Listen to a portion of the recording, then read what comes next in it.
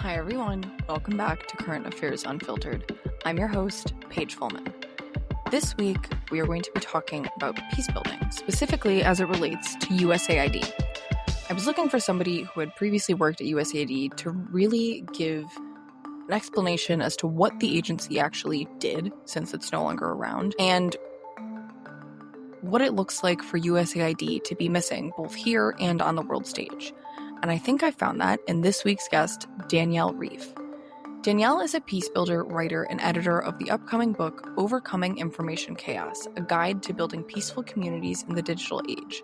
She's also a contributing writer to the Peace Book Guide with the foreword by Archbishop Desmond Tutu's daughter. Her writing has appeared in Newsweek and other publications.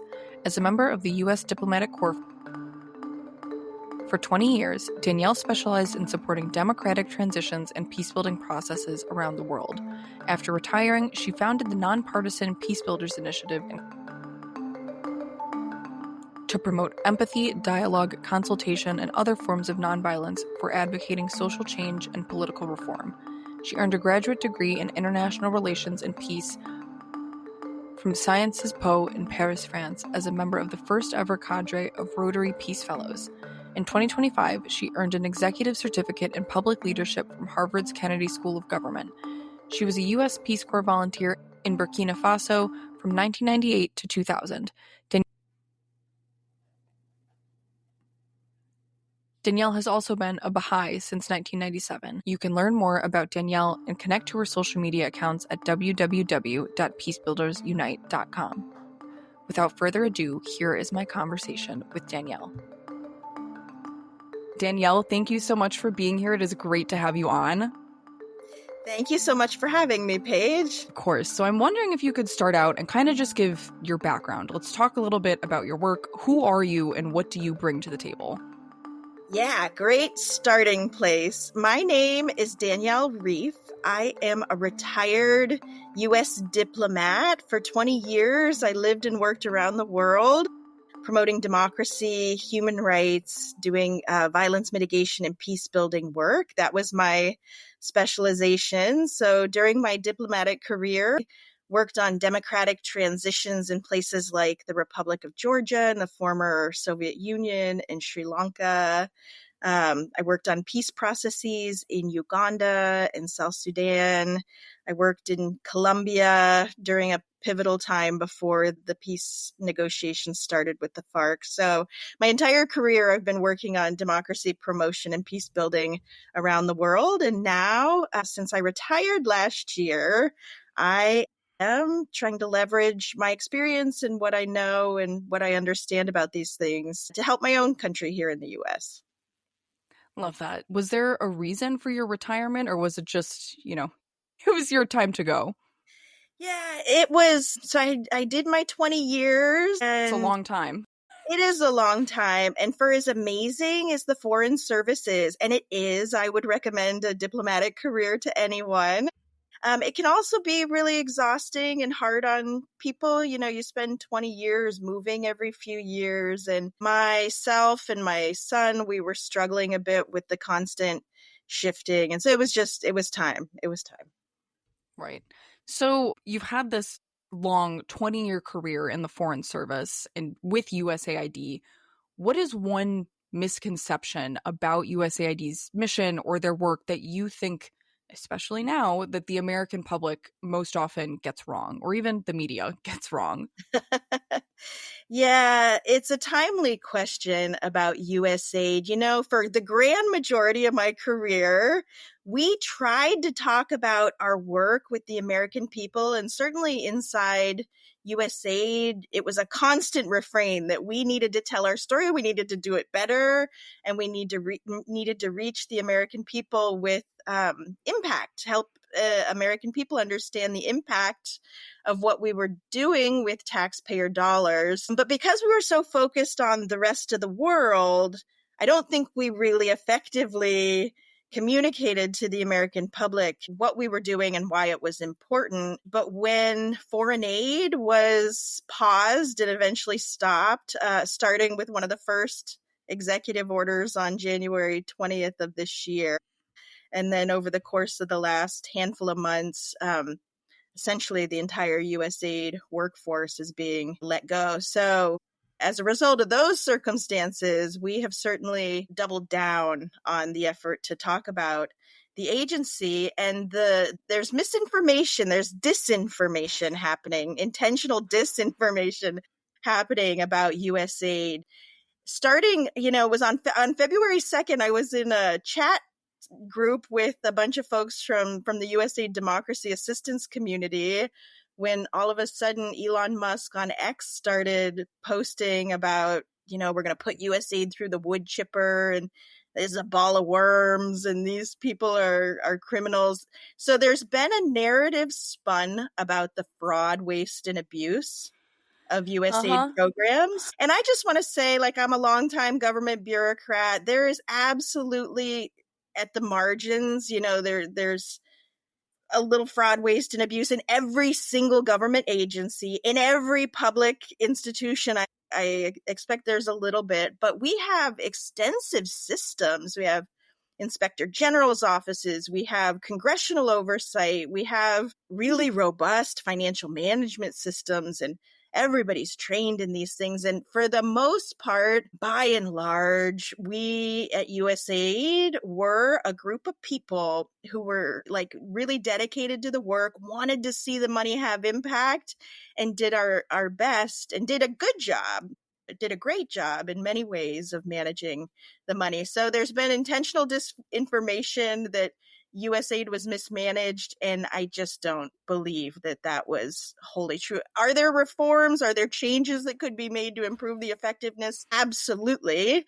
And I think anyone and everyone would have welcomed that as a policy conversation. If the new administration had said, we're concerned that USAID is USAID spending is wasteful. Let's have that conversation as an American public.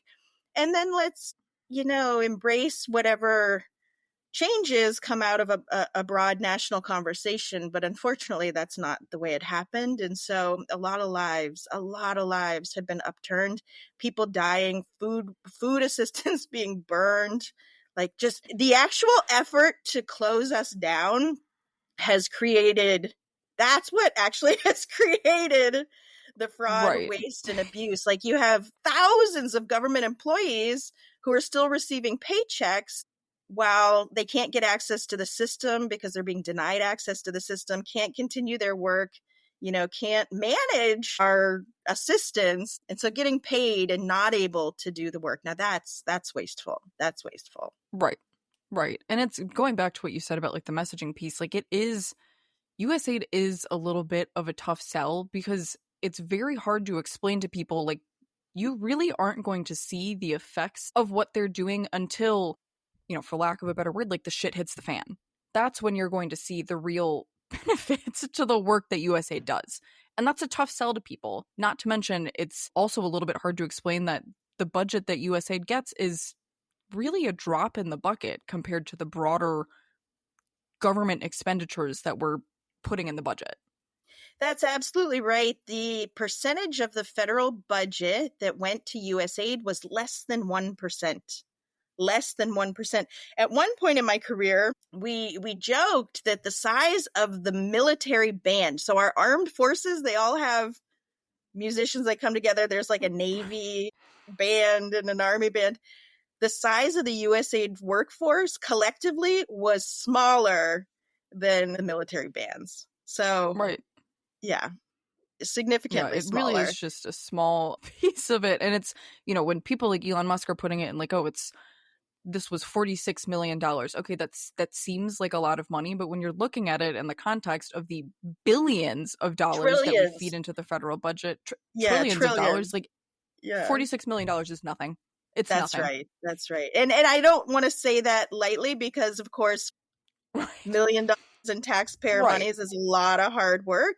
But let me talk a little bit about the impact of what we do or what we did. It's hard to use this language now of what USAID did in the past. It's heartbreaking that it really is gone for the most part. But we, so starting even before the Obama administration, in the wake of 9/11, policymakers across party lines actually started to embrace development as a, a, a fundamental pillar of our national security. So we thought about the 3 Ds of national security. There was defense, diplomacy, and development. And so USAID had a large emergency assistance capacity. So when you saw it visibly, it was, for example, earthquake in Haiti, and then USAID humanitarians mobilized and took in food and, helped to feed people and do disaster response. And the AIDS epidemic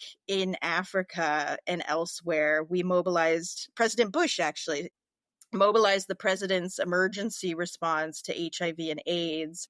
And that had a tremendous impact in mitigating the spread of HIV/AIDS, not only directly in the places where it was surging, but around the world. And those are huge humanitarian impacts that we had. But the work that I did, and the work that I think is really important in the US right now, is around democratic governance. And a lot of times you hear about, conflicts like armed conflicts or political conflicts that prevent countries from doing effective service delivery, or, prevent governments from effectively protecting their people. Places without good governance have higher rates of extremism and political violence and waste and fraud and mismanagement.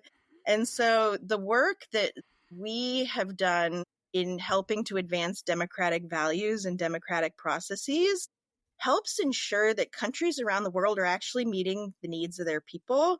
And when people's needs are met, they are much less likely to take up arms against their own people or anyone else to try to meet those needs. And so meeting people's basic needs and the role of the government in that are things that really need to be better understood by everyday Americans. And the work we did really did help with those issues. So right.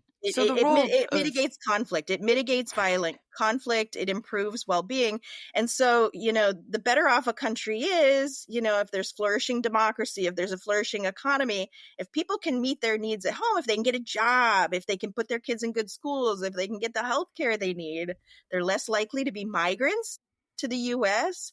They're less likely to engage in acts of terrorism against the U.S. and others. So the development work we do overseas helps to keep everyday Americans safe at the end of the day. It's a non-violent way. It's a non-violent way of keeping Americans safe. Right. And it's something like that, is so difficult to explain to people that aren't involved in the work that you did and do. I remember when USAID was closing, people being like, oh, whatever, it's a small little agency. And I'm like, no, you don't understand. 10 years from now, which again is another hard sell because you're not going to see the impacts tomorrow. You're going to see them years down the line. 10 years from now, we're going to be seeing the implications of this when, there are more violent conflicts, when there are more migrants trying to leave the countries that they are currently in. We're not going to see it tomorrow, but it's going to happen. And you're going to be able to connect it back to the closing of USAID and the defunding of, other nonprofit kind of NGOs.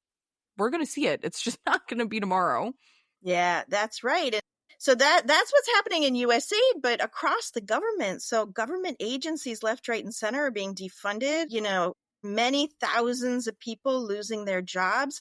But what that means for Americans is a reduced amount of service delivery. It means there's less support for your local police department. There's less support for food needs for kids at schools. In schools, there's less support for community institutions and local mediators and, science and all these things that really help to create community and justice and, meet the needs of Americans. That's beyond USAID. The cuts across the US government are going to create similar conditions in the US.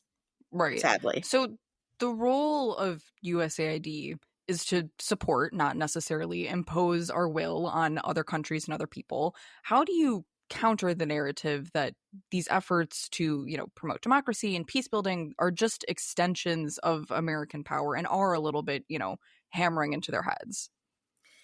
Yeah, it's really important to understand how development diplomacy works. So, in the grand majority of the 90 countries where USAID worked, we were there at the invitation of the host government. And so, every few years, sometimes as much as 5 years, the US government and USAID sit down and negotiate with the host government and say, you know, the country says, here's what we need. We have a new development plan for our country, and we could really use your help in this area and that area. Can you help us in this area and that area? And the US would come back and counter and say, yes, we can help you in those areas. We'd also like to offer some support in some other areas, for example, peace building, violence mitigation. And so there's always negotiation. There's always a negotiation between the US and the host country over what assistance is going to be provided. And then there's an actual treaty / contract that's drawn up and signed by ministers of finance, by senior government officials in the US government. Yeah, we are there at the invitation of host governments, and we do work that is agreed upon with host governments. And the sweet spot, the development diplomacy is about finding the sweet spot where we can work together with these countries, doing things that are helpful for them, but things that are also in the U.S. national interest. So, I mean, and there's an art and a skill to that, and that's what Right. development diplomats did. Right. The whole point is for it to be, in a certain way, mutually beneficial. And I think that is also hard to get across. Absolutely. So you've helped implement peace-building strategies in countries all over the world, such as Uganda, Colombia, Sri Lanka. What do those experiences teach us about healing divisions in the U.S. and implementing peace-building domestically? Great question. So one of the root causes of these divisions is people feeling excluded, people feeling like their needs aren't being met, people feeling like they don't have a voice in our political system or that their voice doesn't really matter. And so the thing that I worked on primarily during my career was the governance aspects and helping governance processes, political processes, to be more transparent, inclusive, participatory, equitable. Because I think fundamentally, if people feel like they can get their needs met from their own government and their own community, then it's easier to maintain some level of unity. But there is also a really important role to play for individuals and communities. The divisions in our country right now are symptoms of deeper problems. But the thing is, just like in interpersonal relationships where there are conflicts, you actually have to come together and find ways to talk about the problems and to find some common ground and be open to finding new and creative ways to solving disagreements and moving forward. And right now we can't even talk to each other. It's hard to even talk to each other, especially about politics. And so one of the things that's happening in the US right now, which I think is critically important, the research shows that it's critically important, is really just building communities, inclusive communities where people feel safe, where they feel a sense of belonging. And so you don't actually need to even interact with the formal political system to address the divisions, or at least to play an important role in addressing the divisions in the US, to the extent that you can just get out of your house, go into your community, or even stay in your house and invite people over, or have a potluck. But make sure you're inviting people who have different views or who might have a different background, or maybe people you don't know very well. The key is to really just become more comfortable and to build our muscles with learning how to interact with people who have, different ways of being, and to find peace in that somehow. So there's just a lot that people can do, even from their own homes or within their own communities. And then my peace builders work is really about the importance of finding peace within oneself as a starting point for broader social and political peace. When people are out, even in their homes or out in public or on social media, canceling people left, right, and center, and, blame and insults and just spewing all sorts of hatred and toxic ways of disagreeing, it contributes to the broader deterioration. And so in order to get a handle on that, I think it's a lot more effective rather than blame other people. Everybody just looked inward and said, okay, what is it that I could understand better? What could I learn? What could I do to understand better what's happening? To inform myself, to question myself and to question my assumptions and to think through better what's happening before going out and engaging in dialogue with others. And there's a physiological aspect to it too. The neuroscience of politics is all about, we're sort of, as human beings, our nervous systems are designed to keep us safe.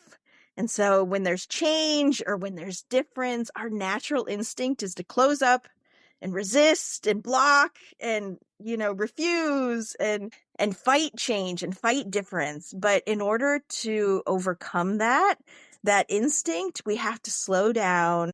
We have to be more intentional. We have to think twice about what's being said. We have to think twice about how we want to respond. Sometimes we need to just take a few breaths, go release some of our own stress and tension through exercise or spending time with people we love or our pets before we get into difficult conversations. So there's the neuroscience of it, there's the physiology of it, and then just the culture. We just need to slow down. I think we just need to slow down, be a little more thoughtful and intentional in trying to engage around issues and not attack each other as people, but engage around issues and to keep an open mind. It's funny that you say that, and only because a lot of people that come on my podcast, when I say, like, no matter what their field is, even if it's working in a PAC or working in education, the main message is always talk to people. Like, that's a very common theme right now in politics, and I think it gets a lot of pushback because people, like you said, they don't like to be uncomfortable. And I think it is important to just have an open and honest conversation. You're probably going to get flack for saying it, but like, it is important to not be so closed off that you are, eliminating chances to just speak to one another. And goal shouldn't be to convince somebody of your side, but just to learn where they're coming from. Like, what is their thought process? And then you get to share your thought process. Exactly. Respecting curiosity. If somebody says something you don't like or does something that you don't like or that triggers you, the first question you should ask is why?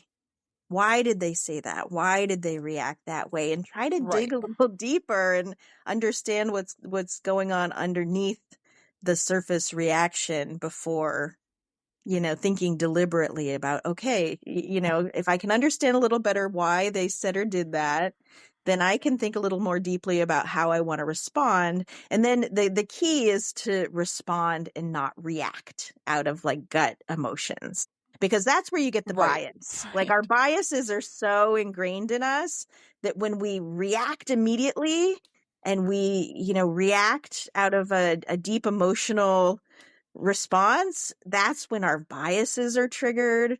And so my whole thing is about building peaceful societies, which we have never done as a human society. We have not been able to bring universal peace, sustainable peace. There's still a lot of war and violence, but I think we can get there, but we're never going to get there if we keep doing the same things we've always done and keep reacting and responding out of biases in our emotional programming. So we just have to, if we're gonna get out of the current pattern, we all have to learn how to respond differently and engage differently. And this is the collective challenge we have.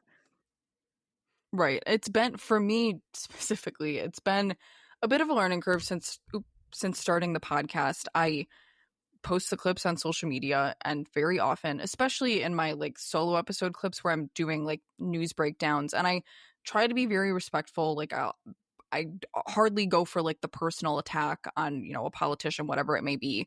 But the comments in like responses to those videos are always very emotionally charged or personally attacking me.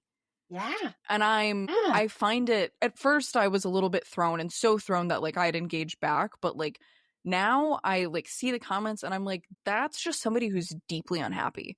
Like Yeah. with Yeah. something within themselves is making them so unhappy that they are now attacking me. Like I'm the stupid liberal. I'm the whatever caricature they've made up of me in the comments, but like I don't respond anymore because it's not going to diffuse the situation. Yeah, thank you for raising that because the comment sections out there are brutal. I stopped reading comments a long time ago because if you take that stuff, I mean, I read them, I skim through them, and if people are making sort of rational, good arguments, I sit and I absorb it and I try to understand. I try to understand better, but a lot of it is just brutal insults and attacks. Yeah. The things that get me, there are a couple of things that happen all the time in comment sections that I can't wrap my brain around. One is, like if there's a reel or a news article about violence, about people being hurt or people being killed, um, there is always a group of people that put the laugh emoji on that. I'm always blown away. How can you laugh at other people Right. being targeted and hurt? It's so wrong. It's so wrong. I don't know. I have a theory about that one though that doesn't make it okay, but I think we as a society and the 24-hour news cycle are so desensitized to violence. And so when it comes up on our phone, even if it's like literally a video of the violence, like we are so desensitized to it that I'm hard pressed to think people are genuinely watching it and like giggling to themselves, but we're so desensitized to it that like leaving a comment of the laugh emoji is like not seen as this huge deal.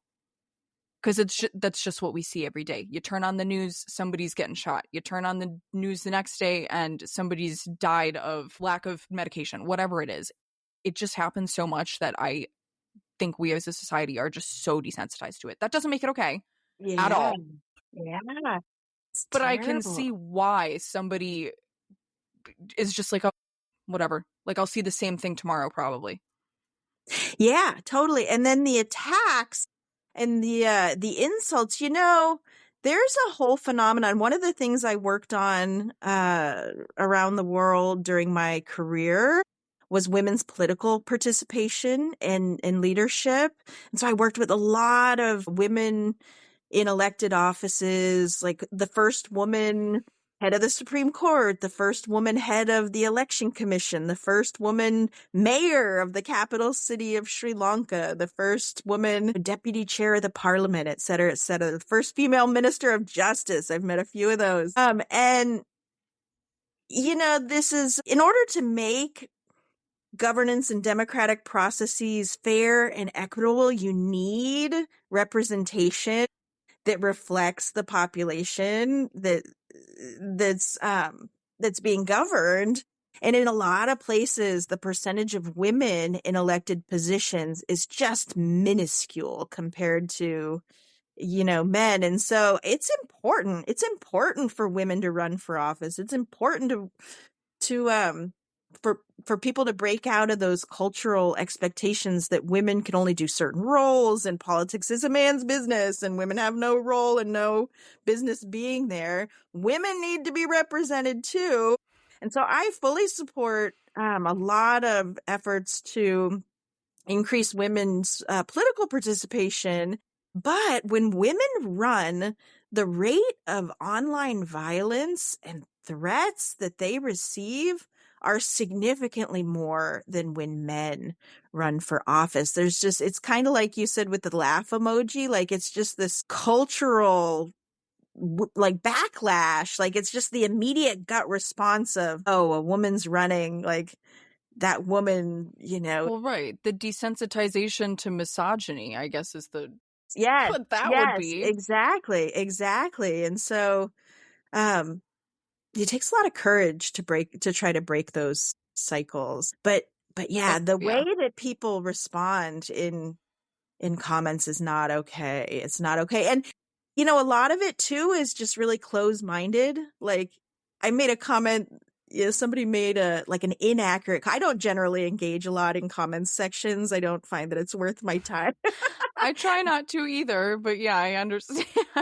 But every once in a while, I see like a gross inaccuracy, and I'm like, okay, let me just factually correct your understanding of the way things work. And I did that the other day, and what I was saying was like absolutely factually true, like verifiable, no doubt, no question whatsoever.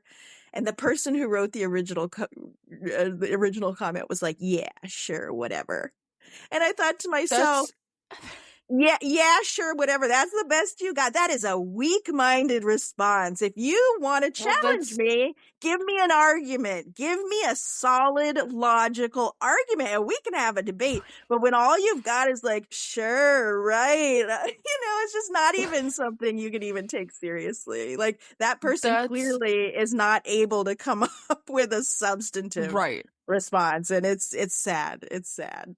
And if you Right. can't come up with a substantive response, why would you say anything at all? Why not just walk away? Let it be. Right. That happens a lot, like in my comments. I try to be factual. I have like enough of a background in this stuff where like the one I'm thinking of is like the whole Trump's declassifying of documents and how like he did not go through the proper channels, and people would respond and be like, presidents can do whatever they want to declassify documents. No, Google is free, and Google will tell you that that's not true, as well as me telling you that that's not true. And then the response was always, no, they can declassify whatever they want. Why do you know that? Because he told you that? Like, Yeah, that's not how that that's works. the other thing. So I've got a book coming out called Overcoming Information Chaos. It's about like helping everyday Americans understand how to identify what's true and what's accurate and what's not, and how to mitigate your biases and how to like recognize logical fallacies so that you're not falling for some of the propaganda and intentional disinformation. You know what? The thing is, a lot of that is fairly simple stuff. Like, before you respond and tell somebody they're right or they're wrong, do a quick Google search. Like, dozens of pages will come up. Find one that's credible. Find, a few sources and see if what they say is similar or different, or if there's disagreement even among the sources. Like, rather than just go straight for somebody's jugular before you look it up and spend a few minutes trying to Right. find accurate information, but people just can't even be bothered to do that. But Right. like I said before, that's an old habit. That's bad habit. And we are never going to get out of our current political divisions and into a more, a more peaceful, prosperous social and political environment Right. if we don't change those behaviors. Those are old bad habits that we need to change. Take a few minutes, Right. look And it up. that's It's not that hard. stuff like that just permeates so deeply. Like, even my mom will send me something and be like, is this real? I'm like, we have the same Google. Yeah. Or my boyfriend will send me a reel and I'm like, it sounds unbelievable. So I Google it and it is unbelievable. And I'm like, why are you sending me this shit? Like, Yeah. it sounds insane. Therefore, it probably is not real. Yeah, exactly. So, back in 2022, it was right after I watched some of the January 6th hearings in Congress, I realized that the infrastructure that had been built to commit the violations on January 6th was actually quite organized, and that it probably wasn't going to go away real soon. Like, Biden had been elected, but that those systems were still there, and underneath it all, the same issues were still present. And so I actually started a Facebook group called Vote for Love, Preventing Violence and Building Peace in the U.S., explicitly nonpartisan, to help share accurate information and have debates over these issues, like what's true, what's not, like what are the different perspectives on any given issue. And before I would post there, whenever I came across relevant news, particularly related to like political violence or peace building, I literally would look up and read at least a half a dozen articles before I posted anything. And I would read a half a dozen articles and I would look at the sources and try to understand which sources were the most credible, which articles were written most accurately, which ones had the best information, or which ones had the most detailed information, or which ones had new information. But in order to figure that out, you actually have to read multiple articles and you have to compare them. You have to critically think about them.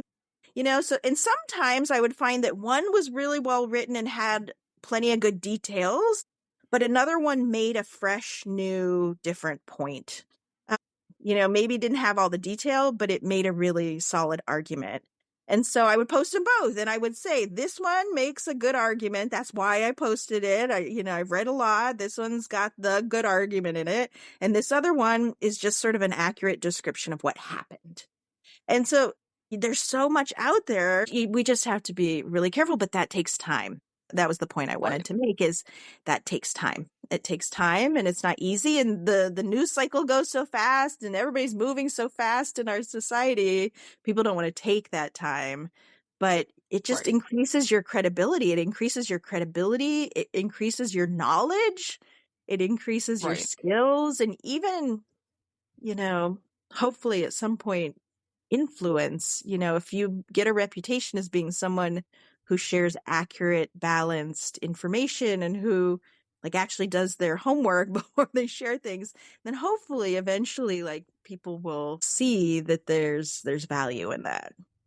Right. I do want to dig a little bit more into your book and the kind of thesis around that. So can you tell me, in your view, how does the rise of information chaos and misinformation in the US threaten our own stability, sense of unity, and the peace that we have here? Yeah, it's such an important issue. Obviously, I guess, or I wouldn't have written a book about it. But, back in the day, certainly when my parents were growing up, and even for the most part when I was growing up, most of us watched TV to get the news or read newspapers. Those were kind of the two main sources. And there were a limited number of them. There were a limited number of news broadcasts. There were a limited number of reputable newspapers across the country, and most people got their news from one of those places. And so we had a shared understanding, more or less. I mean, different details and different opinions, of course, but the things that, the agenda, like what should we talk about as a country? What's important to us as a country? That was being set by news outlets. And then came digital media and the internet and the social media platforms. And all of a sudden now, everybody can post news. Everybody can report what's happening around them.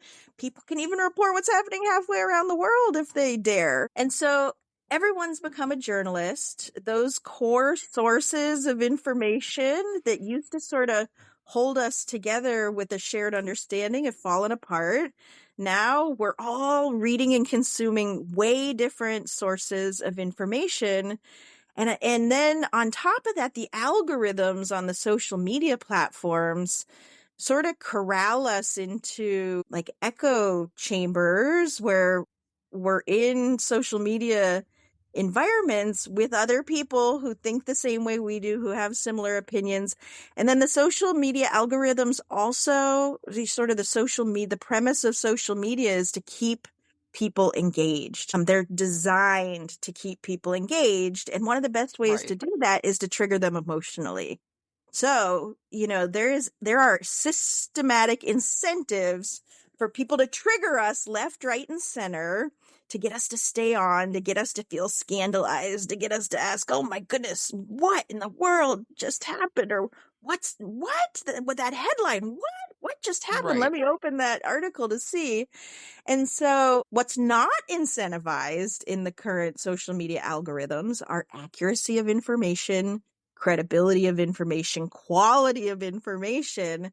And so, so now we're all in these ghettos, these ideological ghettos where we're not getting other perspectives. So rather than rather than just sit in those ideological ghettos, we have a responsibility now, and we actually have to do the work of going out of our bubbles and getting different information. And there are lots of ways to do that. But ultimately, like when people have a lot of different sources of information, communities form with with a different understanding of what's happening. And so I think people, for example, in the far right are getting their news and information from a certain ecosystem. So they have a shared information based on the sources they're listening to. On the far left, that's another ecosystem, and they're listening to similar sources and coming to similar conclusions. And very few people, not enough people are actually actively reaching across the divide and double checking, like, wait a minute, is what I'm getting truly accurate? What information are other people getting? And what's the other side of the coin? And so information, so communities form around certain information and then ideologies, and then it's hard to find shared sources of information and shared meaning and ways to come back together across those divides. So, go on. I was also just going to mention, there's also just a lot of history and world experience about how certain language also incites hatred and violence. The words we use matter. Yeah. And so when people are exposed to a lot of that, then, it increases the likelihood of hatred and violence in our society, and the words eventually become like attitudes and behaviors, and then, harm. It ultimately results in real world, real people harm. And so, yeah, those are some of the dynamics. Right. It sounds really grim when you put it that way, but I do want to ask, this might be a long-winded question, but so you've mentioned that we're on a little bit of an authoritarian rise. We are in bubbles, the media's not exactly mediating anymore. Do you think, in your opinion, that the US is at risk of a democratic backslide? Yeah, I actually believe that we're already in one, and it's moving very quickly. And before I talk about that, I want to say this is the work I've done around the world for the last 20 years. As a part of my career, I have worked extensively on monitoring, evaluation, and learning around democratic processes. I am familiar with the many organizations in the world who are measuring, who are using clear criteria and indicators and really rigorous systems of measurement to identify what are the signs and symptoms when a country is becoming more democratic, and what are the signs and symptoms when a country is becoming more autocratic. And so what I'm about to say is not just my personal opinion. It's not just because I saw it on a reel on social media one day. My understanding of what's happening is based on established standards and criteria and indicators. And the fact of the matter is the symptoms of authority, if you think about it as a disease that's affecting our social and political system, the symptoms of authoritarianism are getting more marked. They're getting worse. They're metastasizing. And yeah, we are in real trouble. So one of my colleagues actually has just developed a really sophisticated, monitoring and measurement system where she has identified, based on research, based on current thinking, about the 13 major pillars of political accountability in the U.S. So what are the things that prop up our democracy? And every week she scans the news and she analyzes what's happening in the news vis-a-vis these pillars of political accountability.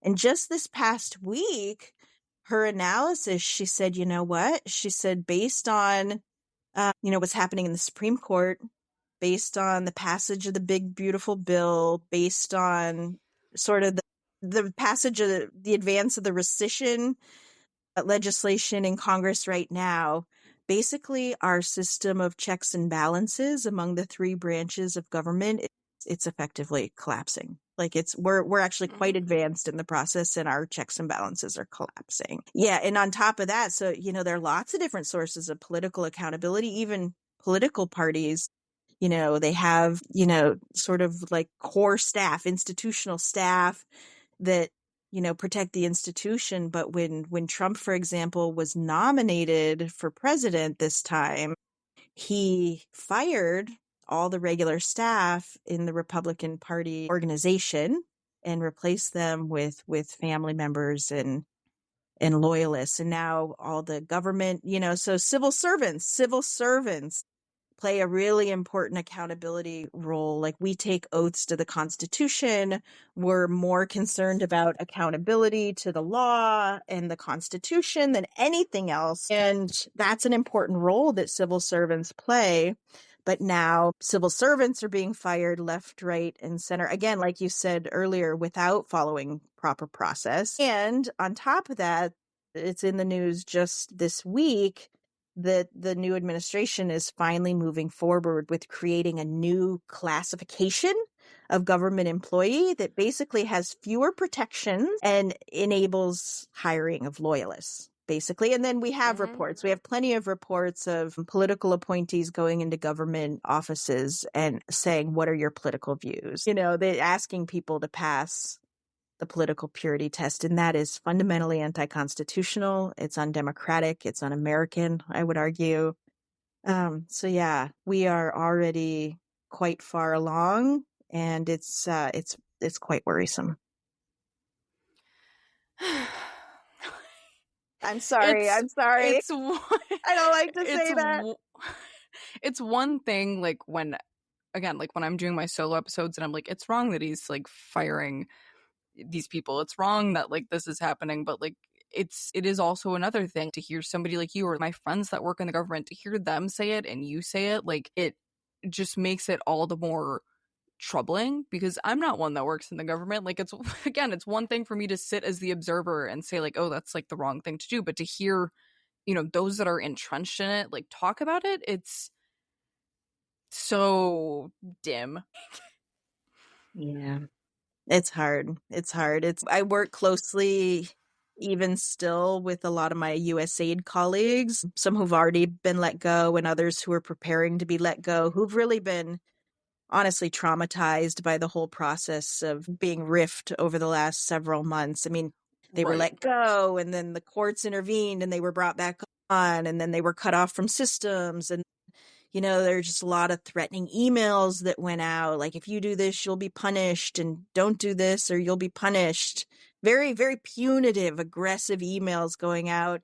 Meanwhile, people are suddenly, unexpectedly losing their income, their health insurance. I mean, with no time to find other jobs and other arrangements before they unceremoniously are removed from the government roles. And, families, who were two-income families, maybe both parents worked for the government, maybe they had a few kids and they've got a mortgage, and all of a sudden both parents lose their jobs, and then they've still got kids to feed, and they've still got a mortgage, and all of a sudden they don't have health care anymore, and they don't have an income anymore. And that is incredibly, incredibly traumatizing. Right. And really hard on the workforce.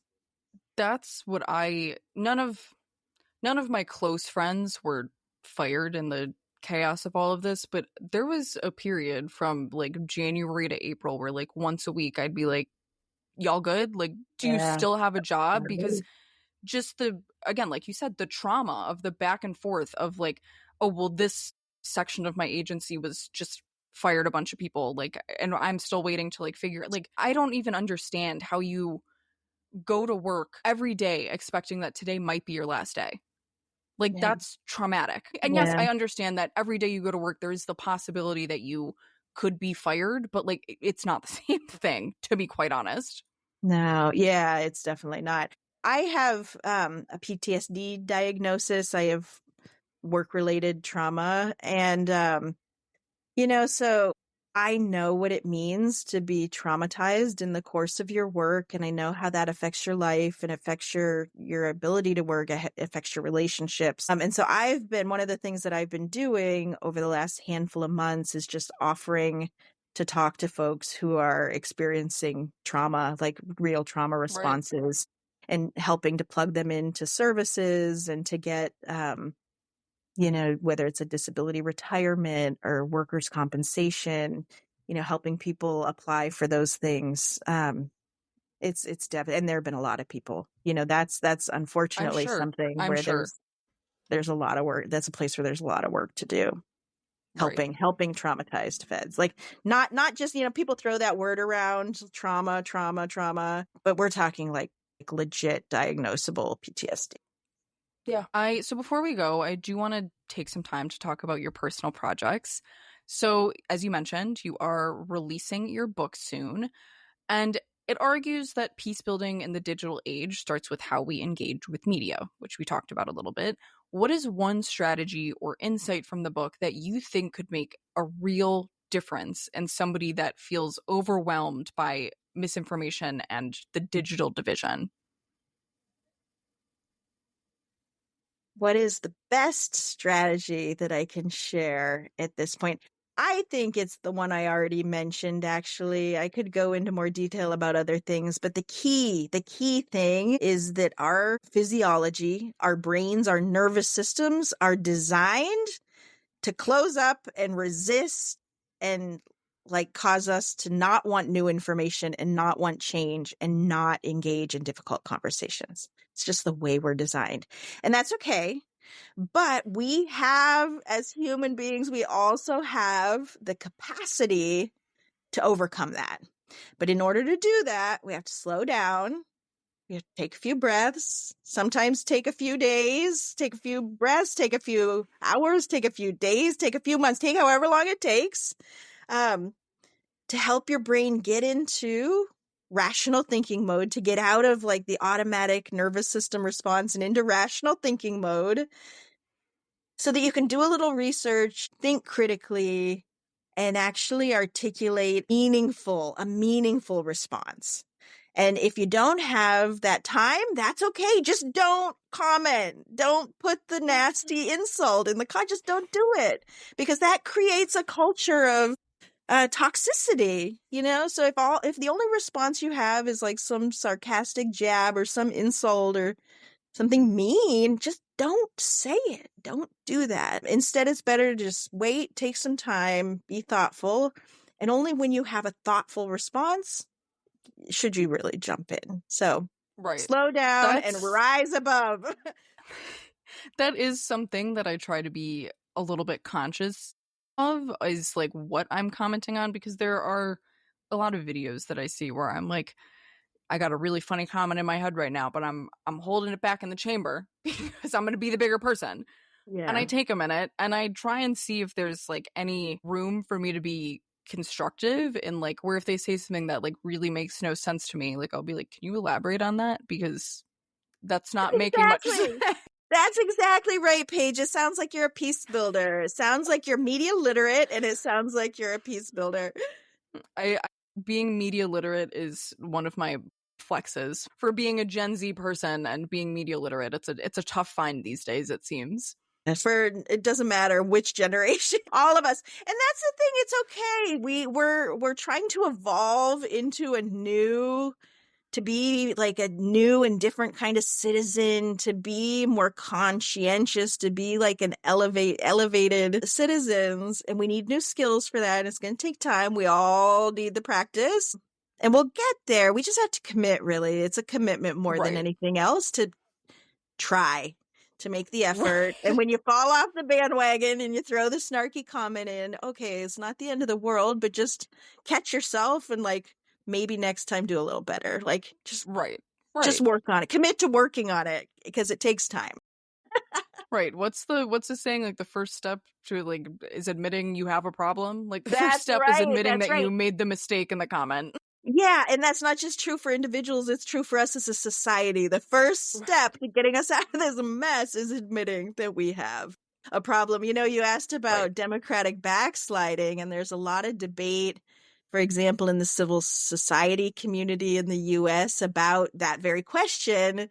And, like I said, for me, authoritarianism, it's like a medical diagnosis, and you can't Right. actually solve the problem or treat the disease unless you know what the disease is and you can understand it. But I've encountered a lot of people who don't even want to use publicly the word authoritarianism. It's like, they have cancer, or like the US has authoritarianism. It's like people don't want to say it out loud. But the reality is, if Right. we can't talk about it, if we can't identify the problem, can't like develop some shared understanding of the problem, we're not going to be able to do enough to treat the issue and to heal our society and get back to a state of healthy democratic norms and processes.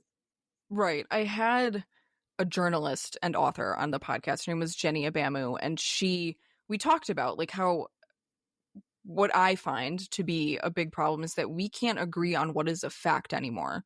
And she was Yeah, talking about how when climate change was on the up and up, and NPR had to make the decision to, a big discussion about, are we going to come at this from the fact that climate change is real, or are we going to come at this from the fact that it's still debated?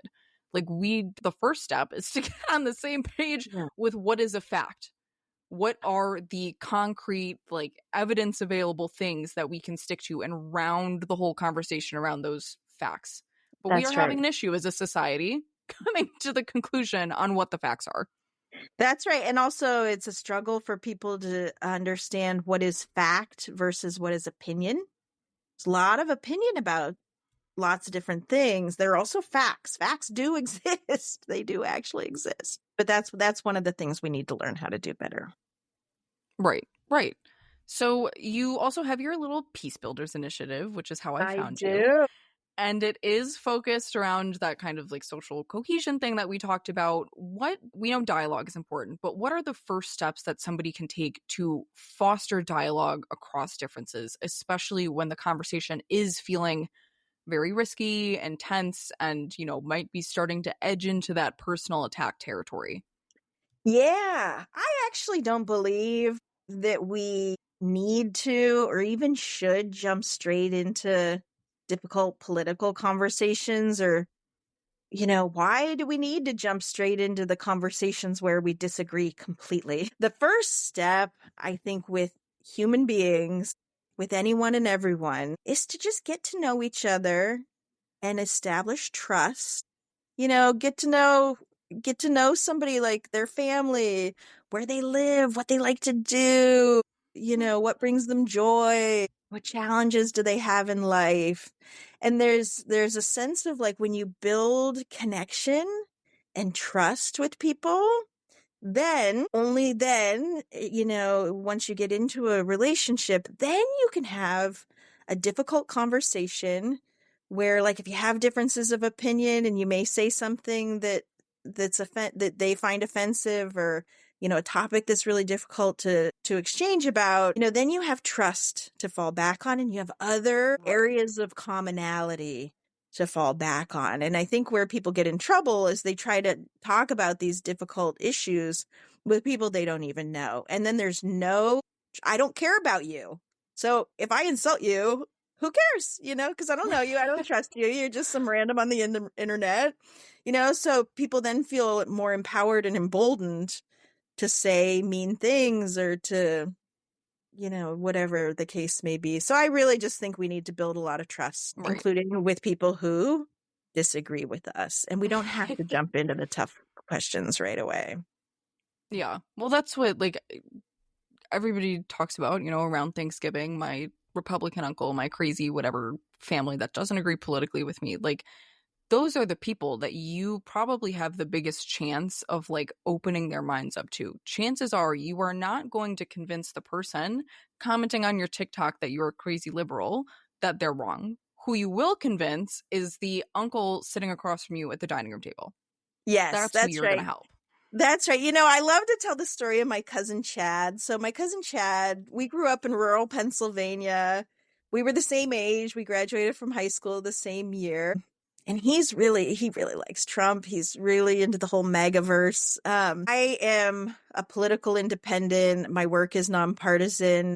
I look at things more on like democracy versus authoritarianism. I'm not nearly as interested in Republicans and Democrats and, ideologies. I'm really just like democracy or authoritarianism. What are the symptoms and how we can move things from one to the other? But anyway, when I have commented to him about things that I've seen or understood that were different from his perception of what's happening, for example, around the USAID thing, I was really proud of him. Actually, he came to me rather than just like buy into all the stories he was hearing and share them. He shares a lot of things. Rather than just share them, he came to me first and he said, here's what I'm hearing about USAID. Is that actually true? I know you worked there. Is that actually true? And we were actually able to have a back and forth. And I was able to say, yeah, there's room for improvement. There's always room for improvement. But ultimately, those things aren't true. And he was like, oh, my goodness, I'm so glad I came to you first before I started sharing things. And he, Right. for example, he knows who I am. He knows I'm a good person. And so, he even said, like, I know what you've been through in service to our country. I know, like, I got PTSD in the course of my service. I've been in war-torn countries. I've moved around a lot. It's been really traumatic for me and my family. And he said, I know what you have done in service to our country. And so I have just a tremendous amount of respect for you and I trust you. And if you tell me it's this way or that, I believe it. And then there are things that we disagree on. There's still plenty of things we disagree on, but we have that fundamental trust and love for each other so that even when Right. we disagree, if it gets to be too much, we're able to just say, you know what, we disagree about that and that's okay. And we say, I love you, and we'll talk again later. Right. So Well, that's part of why I feel like I don't live in DC now. I moved back to Chicago, but like I have friends that work in government agencies and they are my friends that I love and trust. And I trust that they took their oath of office and are following it and have the country's best interest at heart. Like these are people that I would put my full faith and trust behind. So it's difficult to live in Chicago where not everybody knows a government worker. Probably fewer people don't than do. To hear them talk about agencies and be like, well, that one's stupid. And I'm like, no, it's not. And yeah, maybe it is again, because of like the human connection. why come out with the stupid? Like, why not just say, I don't understand what they do? That doesn't make sense to me. Like, why do Right. you need to use That's what that stupid I word? I've had that conversation with my boyfriend, God love him, but like he doesn't have any interest in the government. Like he doesn't know what these agencies do. So a lot of times when he'll say like, I don't like that this agency like keeps secrets. I'm like, first of all, that's the whole point of the agency. Let's start there. Second of all, these people aren't going into that line of work because they're like, I want to keep secrets from the American public. No, they're doing it because they want to keep the world in America safe. Like that's the core understanding that you're missing. Like there are certain things that we can't know as the general public, and that's just the way it works. You have to be comfortable not knowing some things. Like Yeah. that's just life. Yeah.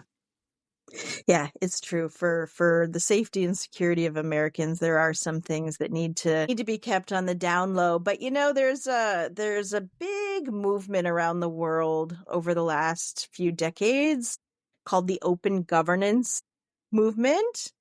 And they are of the view, and there are a lot of governments who have actually signed on to this and bought into this, that public information should be publicly available by default. Like that should be the default. Everything should be available by default.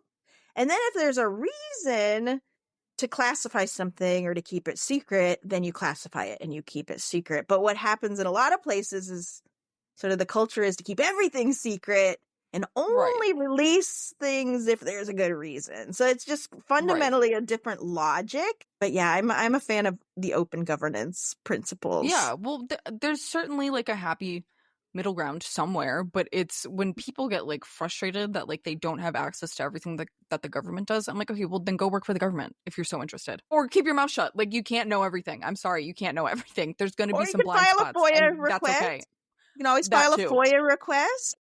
You can you can look for people who have experience in related things. Like, you can do some research. You can get online and do some Google research and see if you can find answers to your questions in different ways. Right. Like, sometimes you can find answers in unexpected ways if you look, but you have to Right. look. Yeah. So I do have one last question. I'm hoping we'll be able to keep it light, but how do you stay grounded in hope, especially when you've seen firsthand how fragile peace and democracy can be? What gives me hope, Paige, I have lived and worked around the world on most continents. I've done this work, in countries in violent conflict. I've done it during democratic consolidation when people are excited that things are becoming more democratic. I've done it in all different circumstances, and I meet people. I've met people all over the world, all different walks of life, all different belief systems, all different levels of education and income, from the poorest of the poor, refugees living in camps with little access to sanitation and water, to prime ministers and ministers. And across the board, I'm convinced that the grand majority of people in this world, they wake up in the morning and they do the best they can with the information they have. And they, for the most part, just want to take care of themselves and their families. They want their families and their communities to do well. And people don't always have good information, and they don't always make good decisions about how to keep things safe and prosperous. But I believe that ultimately human beings have good intentions, and if we can keep working together, we can find the solutions and we can make things better. I'm just absolutely convinced of that. And also, I believe peace is possible. This is, for me, a spiritual, an article of my faith, but also we have more and more research every year, all the time, about how to resolve violent conflict, how to build peace. We are starting to really actually know how to do it. And all that's really missing is the will. And we'll work on that, and we'll find the will, and things will get easier. But yeah, I believe peace is possible. I believe people are fundamentally good. And for those two reasons, it's worth putting in the effort to keep trying.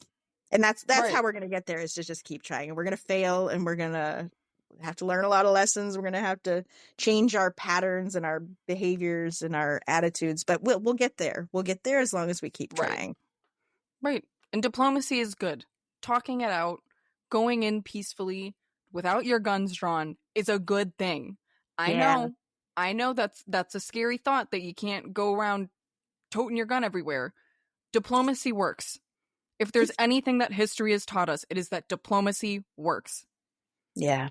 Dialogue and diplomacy and deliberation, absolutely. The grand majority of the problems we face in this world, there are solutions if we can sit down and talk to each other and work through it. We'll come up with them. There are like a minuscule number of cases where the use of force may be necessary to hold a boundary on human rights. I mean, it's fine, but the grand majority can be resolved nonviolently. And I think, like you said, rather than jumping straight to the armed approach, let's just try peace. Let's try dialogue. Let's try deliberation and diplomacy.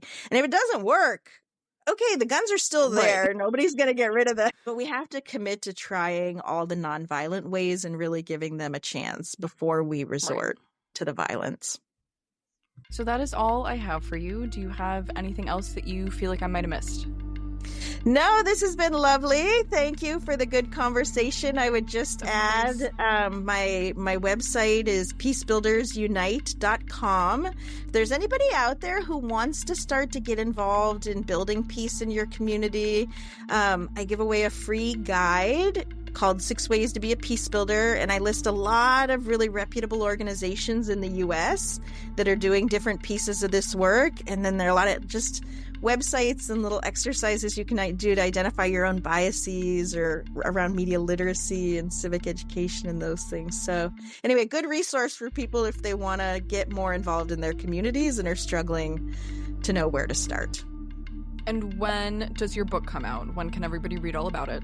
Yay! My book comes out on October 1st, and it's available for pre-sale now. So it's up on Amazon and Barnes & Noble and bookstore.org.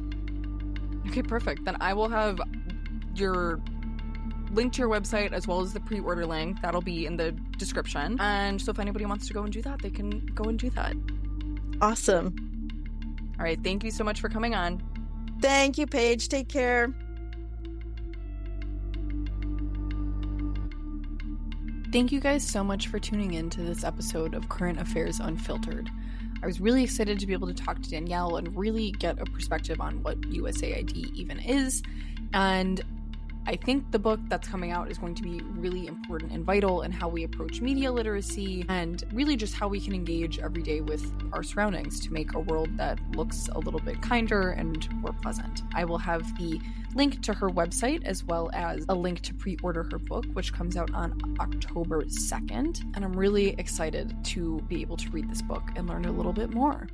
If you enjoyed today's episode, don't forget to follow, leave a review, or share it with someone who could use this information. And as always, if you have questions, topic suggestions, or just want to say hi, you can find me on social media at Current Affairs Unfiltered Pod on Instagram, or send me an email at currentaffairs.unfilteredpod@gmail.com. I'd love to hear from you. Keep asking questions, stay engaged, and don't forget to always be a peace builder. I'll see you guys next week.